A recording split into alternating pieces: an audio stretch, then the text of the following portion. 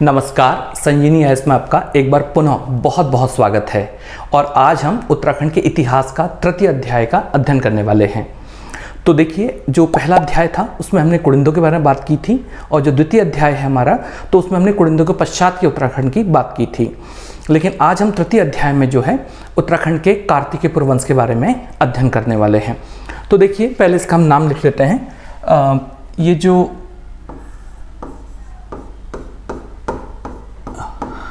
कार्तिकेय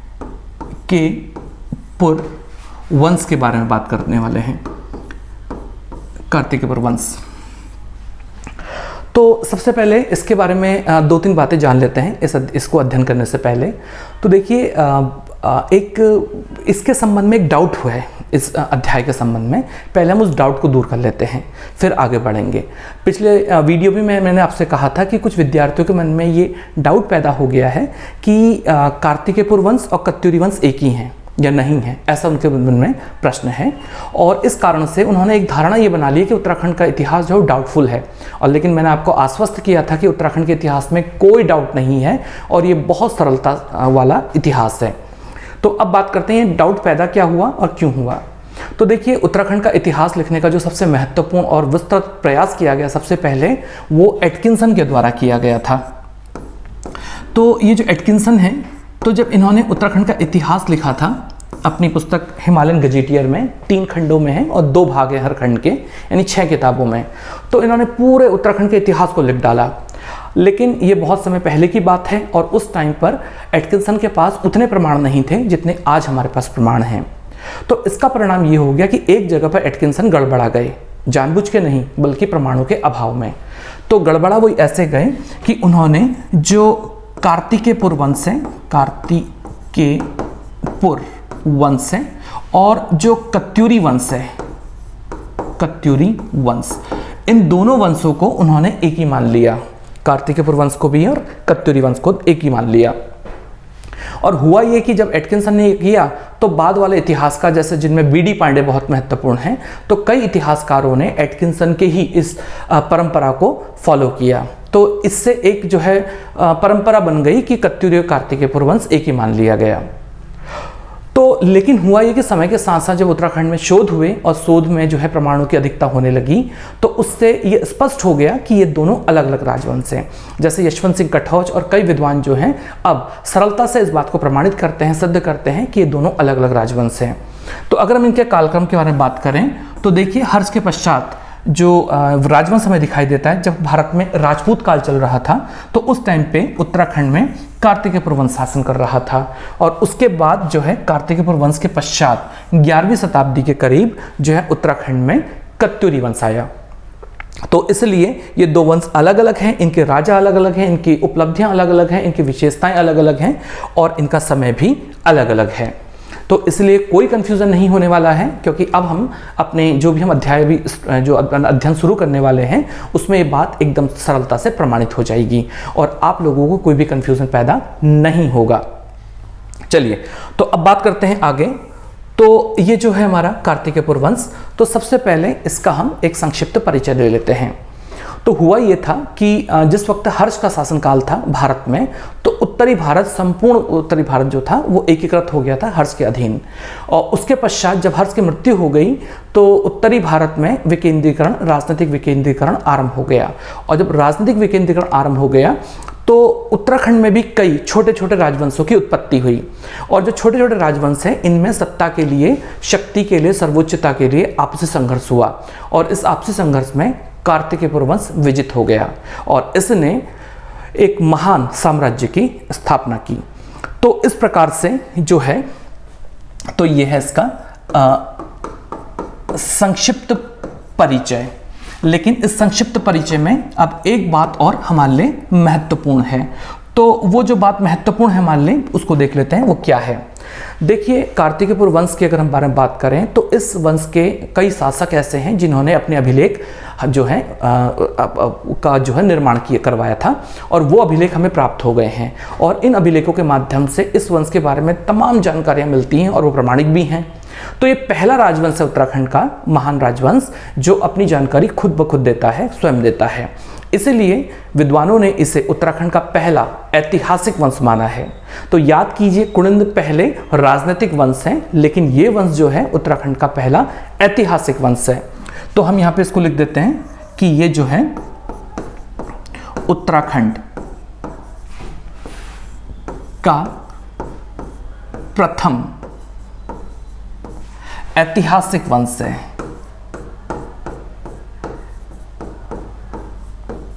ऐतिहासिक राजवंश है, राजवंश है। तो ये महत्वपूर्ण बात है। अभी देखेंगे आगे वाले शीर्षकों में कि कौन कौन से अभिलेख हैं और कौन कौन से महत्वपूर्ण जानकारी मिलती है। तो ये है हमारा संक्षिप्त परिचय कार्तिकेय वंश के संबंध में। अब बात करते हैं आगे। तो ये जो कार्तिकेय वंश है, अगर हम इसके बारे में बात करें तो ऐसे, ठीक है। तो अब बात करते हैं इनके जानकारी के स्रोतों के बारे में। तो अगर हम जानकारी के स्रोत के बारे में बात करें,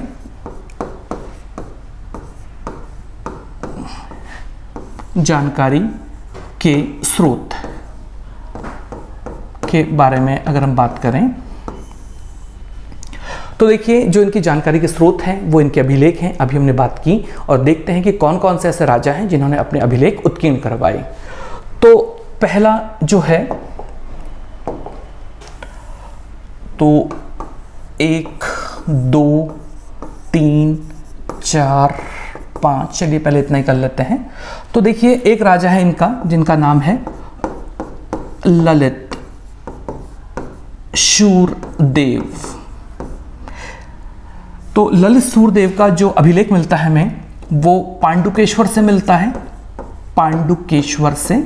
और ये ताम्रपत्र अभिलेख है, ताम्रपत्र अभिलेख है। दूसरा जो है, ये भी ललित शूरदेव का ही अभिलेख है और ये भी पांडुकेश्वर से मिलता है, ताम्र अभिलेख है। तीसरा जो है, ये भी ललित शूरदेव का है और जो कि कंडारा से मिलता है और ये भी ताम्रपत्र अभिलेख है। तो देखिए, 3 अभिलेख मिलते हैं और जो कि बहुत ज़्यादा महत्वपूर्ण है। अच्छा, इसके अलावा अगर हम बात करें तो एक है राजा जिनका नाम है सुभिक्षराज देव, सुभिक्षराज देव। तो ये जो सुभिक्षराज देव है, तो इनके बारे में बात करें तो ये पांडुकेश्वर से इनका अभिलेख मिला है। पांडुकेश्वर, इसका मतलब पांडुकेश्वर वाले बहुत इंपॉर्टेंट जगह है और जनपदों में ये जगह आ जाएगी। और ये भी ताम्रपत्र अभिलेख है, ठीक है। तो इसके बाद बात करते हैं पदमट देव, पदमट देव अगला राजा है हमारे, और इनका जो है ये भी पांडुकेश्वर ताम्रपत्र अभिलेख है। इसके बाद बात करते हैं अगले राजा के बारे में, ठीक है ना। और ये जो हैं भूदेव हैं, बहुत इंपॉर्टेंट राजा हैं। क्यों हैं, आगे समझ में आ जाएगा। और इनका जो है बागेश्वर मंदिर अभिलेख है, भूदेव का मंदिर। और ये वैसे ये शिलालेख है, शिलालेख है, ठीक है। अच्छा, इसके अलावा अगर हम बात करें, अगला है देशट देव का, देशट देव हैं और ये चंपावत में एक मंदिर है प्रसिद्ध जिनका नाम है बालेश्वर मंदिर, बालेश्वर मंदिर। और ये ताम्र अभिलेख है, ताम्रपत्र अभिलेख है, ताम्रपत्र अभिलेख है। आगे बात करते हैं, देशट देव हो गए और एक है हमारे पदमट देव, तो लिख दिया है ना, ठीक है। तो देशट देव और एक है त्रिभुवन राजदेव, त्रिभुवन राज देव 8वें शासक हैं और इनका बागेश्वर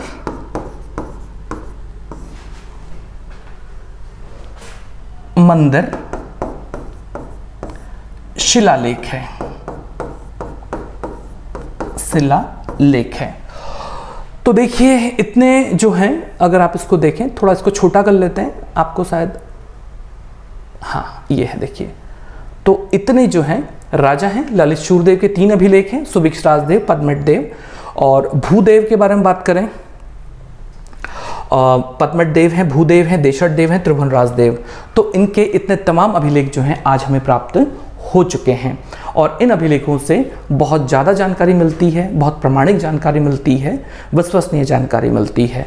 तो ये अभिलेख हैं और इनके बारे में बात करें तो इन अभिलेखों की जो भाषा है और जो लिपि है इसके बारे में भी दृष्टिपात कर लेते हैं। तो इनकी जो भाषा है वो संस्कृत है और जो इनकी लिपि है वो पाली की कुटला लिपि है, पाली की कुटला लिपि है। ठीक है, तो ये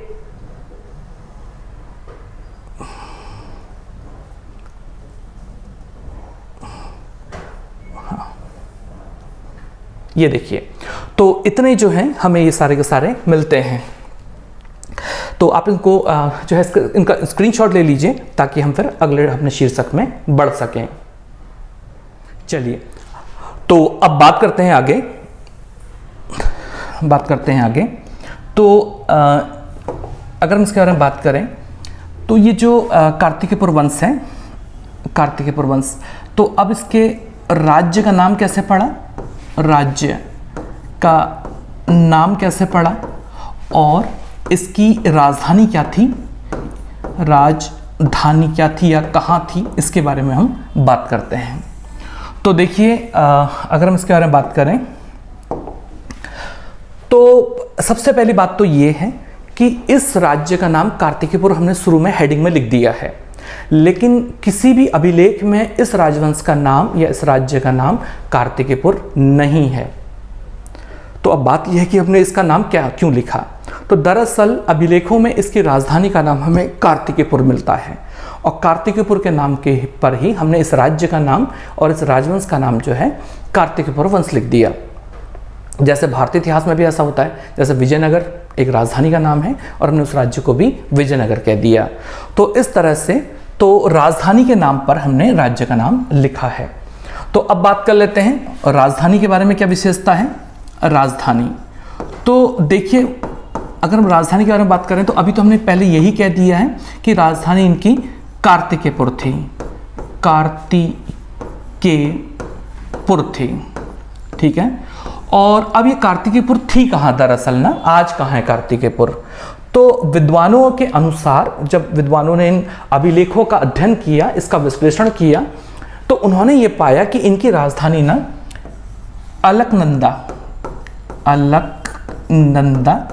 की घाटी में थी, नंदा की घाटी में थी।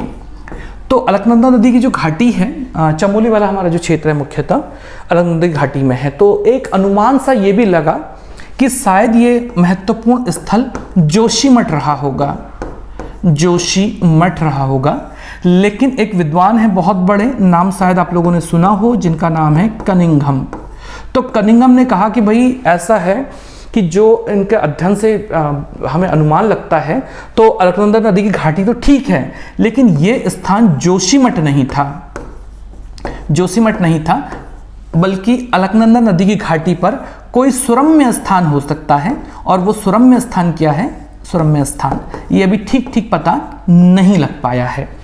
खैर, अब बात करते हैं आगे।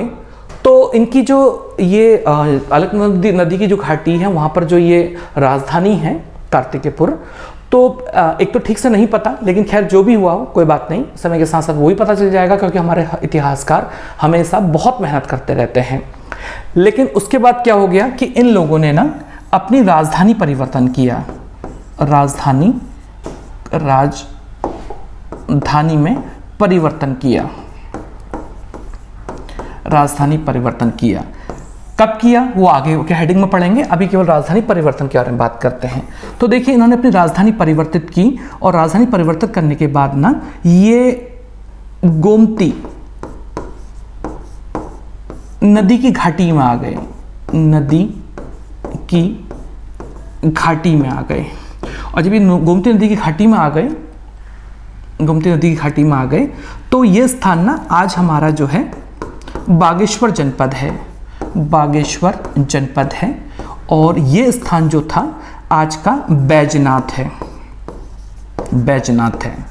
और यहाँ जो अभिलेख मिलते हैं ना, पहली बात तो ये है, जब ये लोग यहाँ आए तो यहाँ जो अभिलेख हैं वो ये बताते हैं कि इन्होंने इस स्थान में भी अपनी राजधानी का नाम कार्तिकेयपुर रखा, कार्तिकेयपुर रखा, कार्तिकेयपुर रखा, एक बात। और इन अभिलेखों में इस राजधानी को वैद्यनाथ, वैद्यनाथ कार्तिकेयपुर ही कहा गया है, वैद्यनाथ कार्तिकेयपुर भी कहा गया है। ठीक है, तो इस प्रकार से ये राजधानी शुरू में भी कार्तिकेयपुर कहलाई और बाद में भी कार्तिकेयपुर कहलाई। तो भगवान शिव के जो पुत्र हैं कार्तिकेय, कार्तिकेय, तो इन्हीं के नाम पर इन्होंने अपनी जो राजधानी है उनका नाम कार्तिकेयपुर रख दिया। चलिए, इसके अलावा इस राज्य के बारे में बात करें तो इनकी जो भाषा है, भाषा, तो अगर हम भाषा के बारे में बात करें तो राजकीय भाषा जो थी, राजकीय भाषा यानी कि सरकारी कामकाज की भाषा, राजकीय भाषा, तो वो थी संस्कृत। लेकिन संस्कृत तो हर कोई नहीं जानता संस्कृत, तो जो लोक भाषा है यानी आम जन की भाषा, तो लोक भाषा जो है वो पाली थी।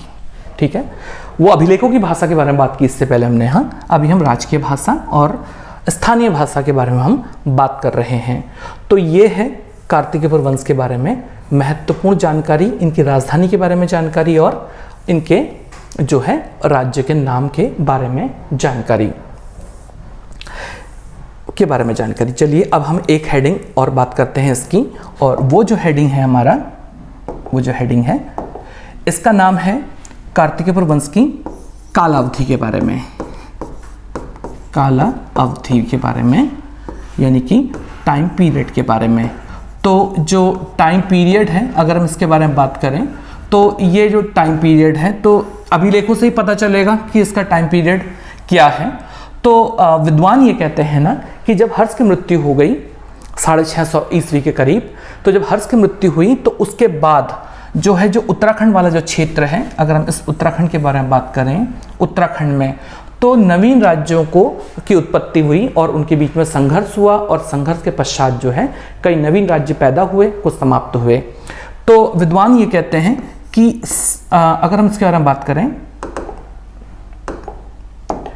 तो विद्वान ये कहते हैं कि 700 ईस्वी में कार्तिकेयपुर वंश की स्थापना हुई, 700 ईस्वी में कार्तिकेयपुर वंश की स्थापना हुई। और उसके बाद ना, जब ये 700 ईस्वी में कार्तिकेयपुर वंश की स्थापना हो गई तो इस वंश ने कहाँ हुई स्थापना, अभी हम बात कर चुके हैं, अलकनंदा नदी की घाटी में, अलकनंदा की घाटी में इसकी स्थापना हुई। तो इसने ना इस स्थान पर 300 वर्षों तक शासन किया, 300 वर्ष तक, मतलब कि इस राजवंश ने 700 से लेके 300 जोड़ेंगे तो क्या हो जाएगा, 1000 ईस्वी तक जो है इसमें शासन किया। तो 700 से लेके 1000 ईस्वी तक इन्होंने अलकनंदा नदी की घाटी में शासन किया। और फिर कुछ कारण रहे थे, जो भी कारण रहे हों, हो सकता है बाढ़ कारण रहा हो या कोई धार्मिक कारण रहा हो या और भी कोई कारण हो सकता है। तो उसके पश्चात क्या हुआ कि इन लोगों ने राजधानी परिवर्तन की और ये गोमती नदी की घाटी पे आए, गोमती नदी घाटी में आ गए, जो अभी हमने बात की थी बागेश्वर के बारे में। और जब गोमती नदी की घाटी में आए तो ये 1000 ईसा पूर्व में ईस्वी में आए, और लेकिन ये केवल 50 वर्ष ही यहाँ शासन कर पाए, केवल 50 वर्ष। और जब 50 वर्ष शासन कर पाए तो ये इनका राज्य उसके बाद समाप्त हो गया। तो आप उसमें 50 वर्ष और जोड़ दीजिए तो ये हो जाएगा 1050 ईस्वी के लगभग।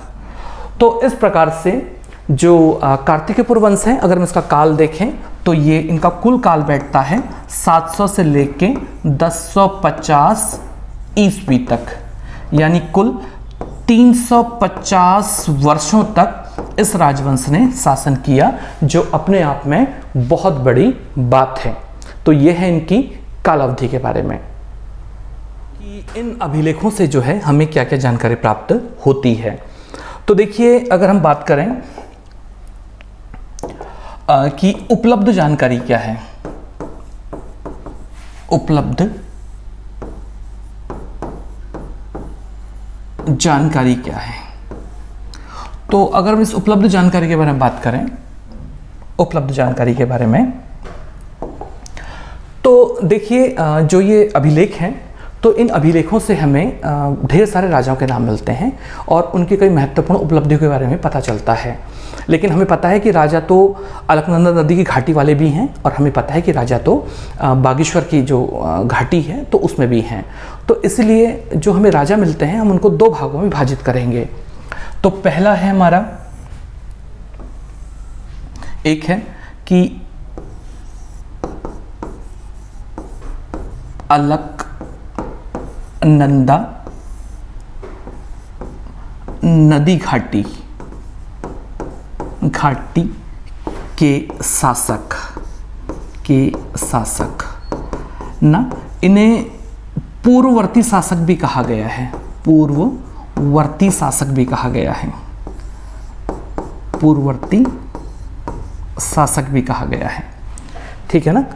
और इसके बाद अगर हम बात करें आगे, तो ये है हमारे गोमती नदी घाटी के शासक, गोमती नदी घाटी के शासक, घाटी के शासक, और इन्हें हम पश्चवर्ती शासक भी कह सकते हैं, ठीक है। तो ये दो हिस्सों में ये शासक विभाजित हैं। तो सबसे पहले हम पहला ले लेते हैं, पूर्ववर्ती शासक, ठीक है। तो अगर हम बात करें पूर्ववर्ती शासकों के बारे में, तो ना इन अभिलेखों से कुल 14 शासकों के नाम मिलते हैं, 14 शासकों के नाम मिलते हैं। तो अब एक बात ध्यान दीजिए इस बात में कि ये जो 14 शासक हैं, तो विद्वानों ने इनको ना कुछ परिवारों में विभाजित किया है अनुमान के आधार पे। तो कुछ विद्वान कहते हैं कि ये 2 परिवार थे जिसमें 14 शासक हुए, लेकिन अधिकांश विद्वान कहते हैं कि नहीं, ये 3 परिवार थे, और ये एक सामान्य आज विचारधारा बन चुकी है। 14 जो शासक थे वो कुल 3 परिवारों के अंतर्गत थे। तो देखते हैं इसमें कि ये कौन कौन थे। तो अब पहली बात हम बात कर लेते हैं प्रथम परिवार के बारे में।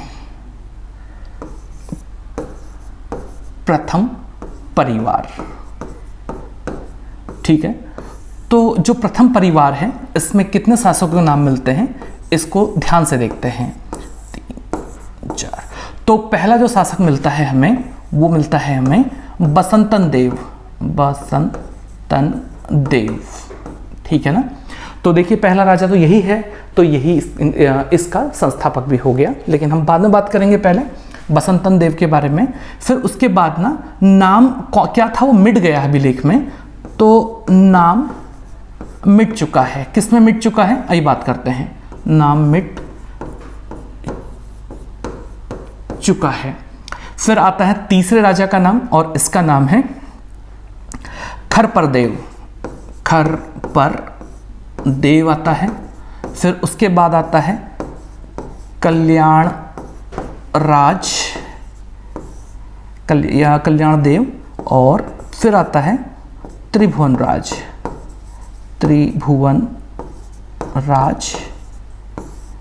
देव, ठीक है। तो ये पहले परिवार के शासक हैं। अब बात करते हैं आगे, ले लेते हैं हम द्वितीय परिवार, ठीक है। और द्वितीय परिवार के बारे में बात करते हैं, तो वो कौन से शासक हैं। तो छठे से स्टार्ट करते हैं इसको। तो जो छठा शासक है इसका नाम है निम्बर्त देव। फिर है ईस्टगण, देव, फिर है ललित सूरदेव, ललित शूरदेव सबसे महान शासक, और फिर है भूदेव। तो ये हैं द्वितीय परिवार के शासक। अब बात करते हैं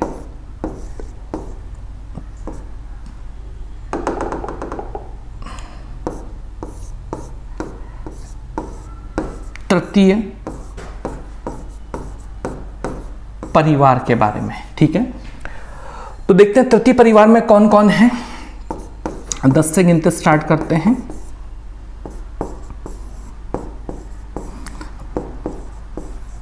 ठीक है, तो ये है सलोड़ादित्य, सलोड़ादित्य,